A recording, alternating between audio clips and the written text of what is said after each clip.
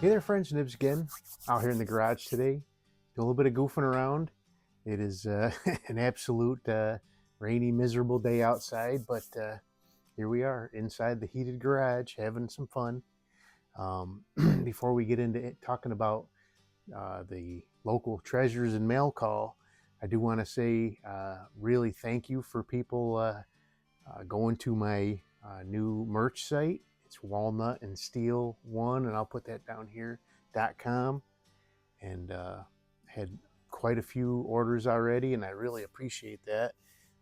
If anybody has any trouble with any of the quality or anything, just let me know. So far, the reports have been very good. I have t-shirts. I think I have a long sleeve t-shirt, coffee mugs, a water tumbler, hat, a mouse pad. If there's anything else that you would want to see on there, just let me know in the comments down below. I read every comment. If I try to thumbs up every comment. If it's something negative, I just brush it off and pass it by. But constructive or positive or constructive comments, I always try to give a thumbs up to. But I really appreciate it. Just a little over 30 days in on the new merch store, and really have a encouraging lot of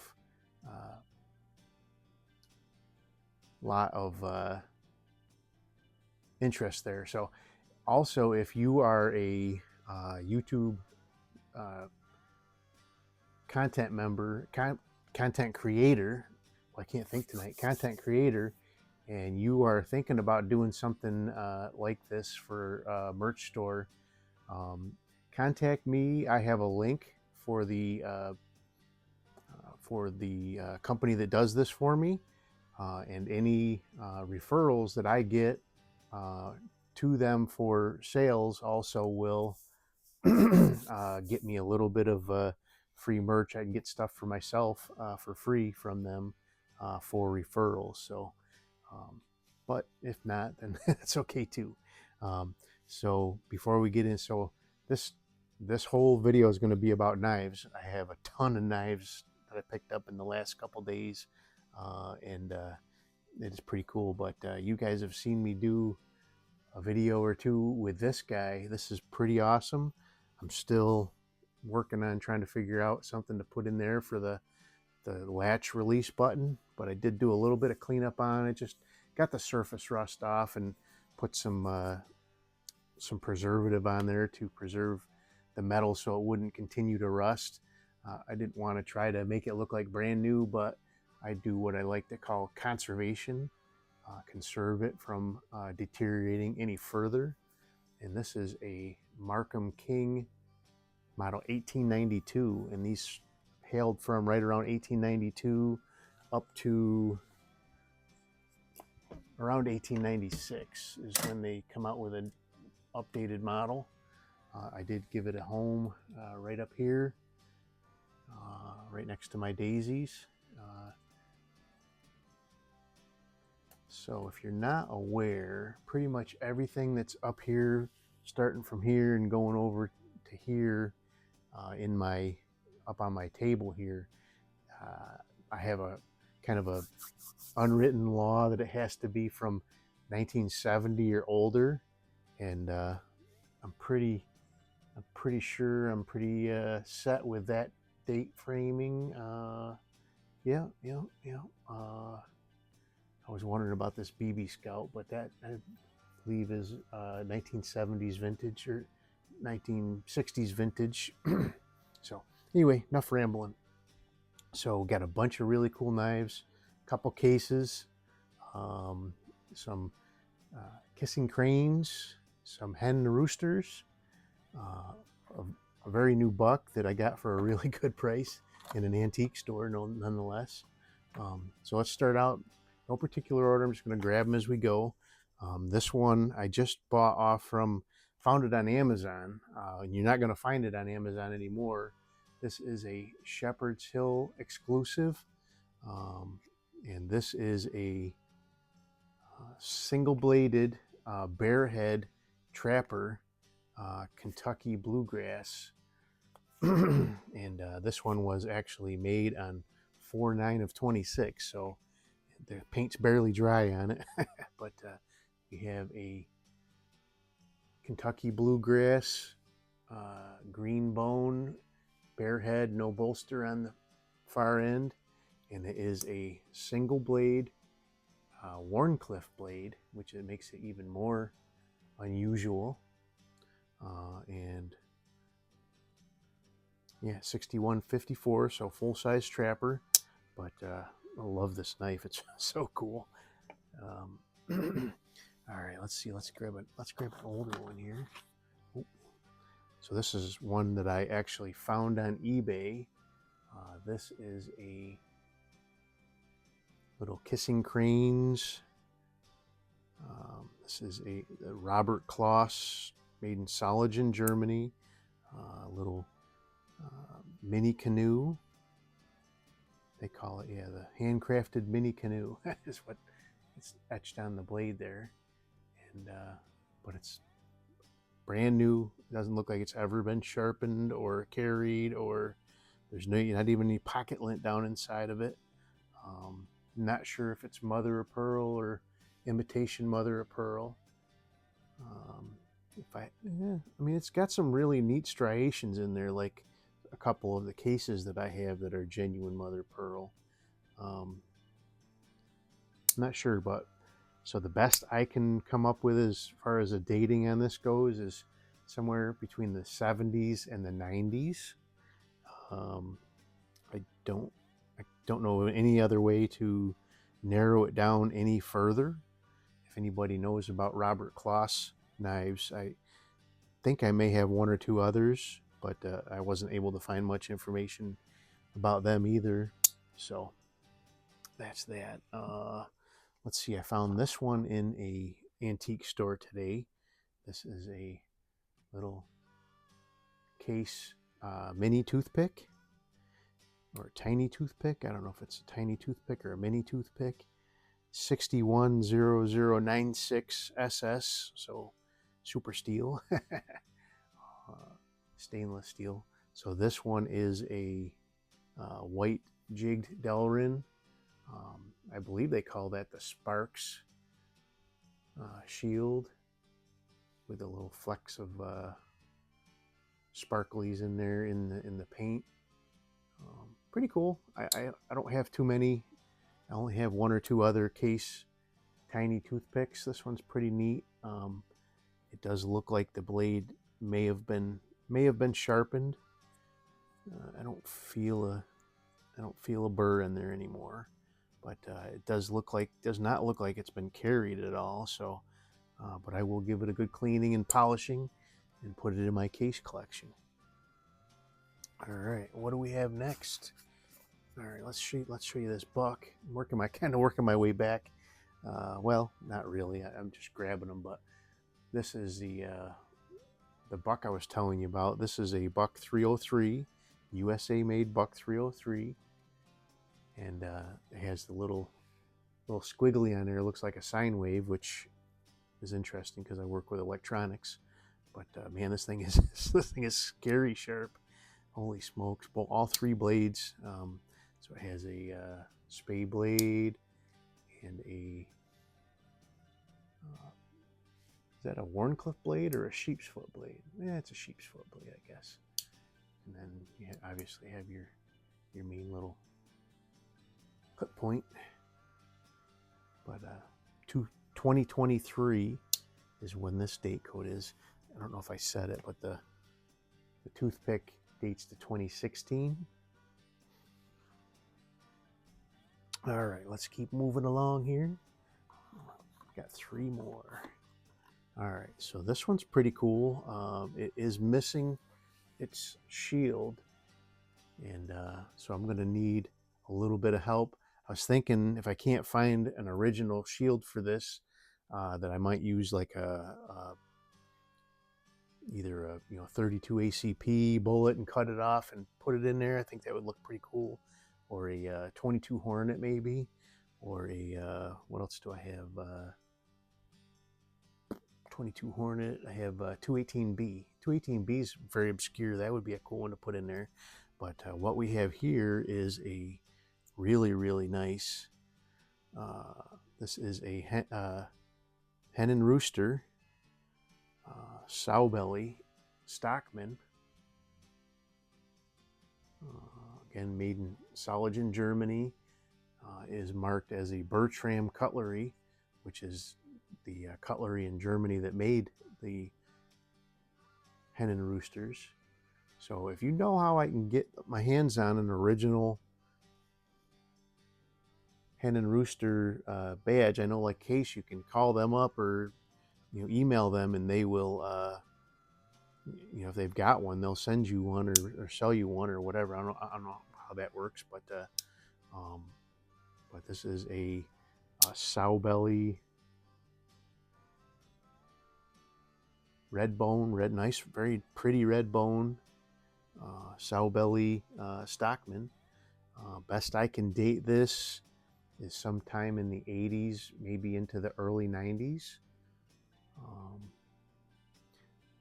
And I've seen several of these, with not missing the shield, selling for between 150 and 200 bucks. I didn't pay anywhere near that for that one. All right, the next one is another hen and rooster. This one's pretty interesting. I didn't find any kind of like dating information for this guy, but this one is a doctor's knife, and it is in Damascus, which is really, really cool. I don't have too many Damascus knives. I have, as far as I know, the only other two knives that I have that are Damascus are both Baron Son. I have a Baron Son Trapper that's actually a very new knife, and then I have a Bear MGC, which is a little tiny lockback. But this one is, it's got the hen and rooster on the blade. I'll put tank stamps up while I'm talking about this stuff. It does have the hen and rooster in the little shield there, but most hen and roosters are made in Soligen, Germany. This one says it was made in Spain, and I don't know if that's because of the Damascus steel, if that Damascus was made in Spain. But I have seen several other. I did see several others of these online, so I don't think this is any kind of forgery or anything. This is a model 875-BL, which stands for Burl, and then /D, which stands for Damascus. It does say handmade in Spain, also on that same tank stamp. But really, really beautiful burl wood handles, and that's pretty cool. Needs a good cleanup. There's some light crust on the Damascus blades. So this came from the same place where I bought the, I think I got it right out here. I bought the Shat & Morgan, and if you remember, this one had some crust and crud on it. And I also, I got several other ones from there as well, but another one that comes to mind right away is the 2011 Case Trapper that was a Frost and Case collaboration. But these things were all like, had like some schmutz on them, some rust on them, some green goop on the back springs and stuff. Like they were very poorly stored. But in the Shat & Morgan cleaned up like a brand new knife. So I was not too hesitant to grab this one, even with its little bit of corrosion on it. There's nothing down inside the blade well at all, so it's all just from storage, improper storage. So that one was a 875 BLD. This other one is a 213, which stands for the sow belly, and then the dash RWJ, which stands for red walnut jig. So very, very cool knife. Hopefully I can find something to put in there for a shield. So this next one, this is the last one, is just an absolute stud of a knife. This one does need a really, really good cleaning. This one was somebody's user. They use this thing, I believe, every day.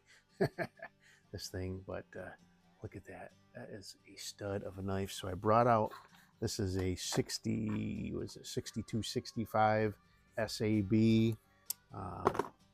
folding hunter, case folding hunter, which the 62.6 would be either jigged bone or jigged Delrin or jigged wood, and 2 would be 2 blades, and 65 is the folding hunter pattern.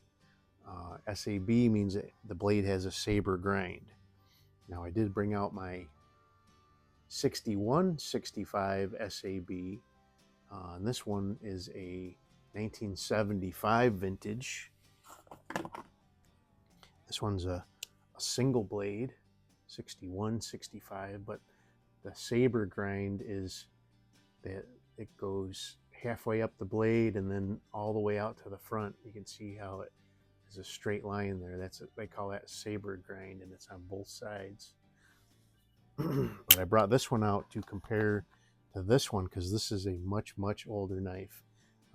If I've done my dating correctly, this one's probably 25 to 26 years older than this one. Is that right? 65, 50, yeah, 20, about 25, 26 years older than this one. This one's already old, so this one's 51 years old. So now this one is a beautiful, beautiful red bone. Nice red bone on this side too. Does have some rust on the back springs. That'll clean up okay, I think. I've definitely cleaned up worse and didn't even know it ever had rust on it. So first of all, let's get the negatives out of the way. That blade has been loved on quite a bit. That blade has been loved on quite a bit, and it does have some pitting on there, but again, that'll polish off pretty easily. I'm not too worried about. I mean, the blades are usable size still, but this is a X's under, which automatically dates it between 1940 and 1964. But with these ones, you can do a lot of narrowing down a lot of times by sometimes looking at the way the S is shaped on here. But I didn't use that to date this one. There's 2 things on this one that helped me narrow it down to like probably about a 2-year period. So the first thing is this one does have the pattern stamp on the blade. The 6265 SAB is stamped on the blade, and they didn't start doing that from what I've read until around 49 or 50, and then they did that all the way up through to 64. Well, they did it after that because it's on that 75 as well, but they didn't start that in this era of knives until about 49 or 50. So now we know it's older than 49 or older. So the next feature that I found to look at was, if you look at how the transition of this bolster is, how it's much more pronounced, and the bolster is actually longer.